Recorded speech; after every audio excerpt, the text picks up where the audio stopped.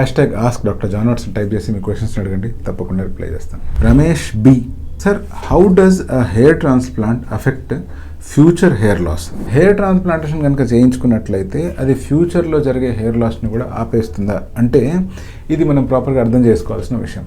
ఇప్పుడు మీకు ఎక్కడైతే బట్టతల ఉందో ఆ బట్టతల ఉన్న ప్లేస్లో మనం స్కాల్ప్ వెనకాల భాగం నుంచి కానీ బాడీ హెయిర్ నుంచి కానీ తీసుకొని హెయిర్ని ట్రాన్స్ప్లాంట్ చేస్తాం.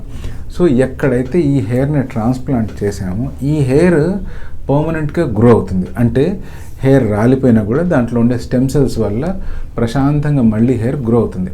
కానీ మీకే గనక మీ ఎగ్జిస్టింగ్ హెయిర్ లాస్ అవుతూ ఉంది అనుకోండి, జస్ట్ హెయిర్ ట్రాన్స్ప్లాంటేషన్ చేసినంత మాత్రాన ఆ ఎగ్జిస్టింగ్ హెయిర్ ఫాలో అవ్వకుండా ఉండవు.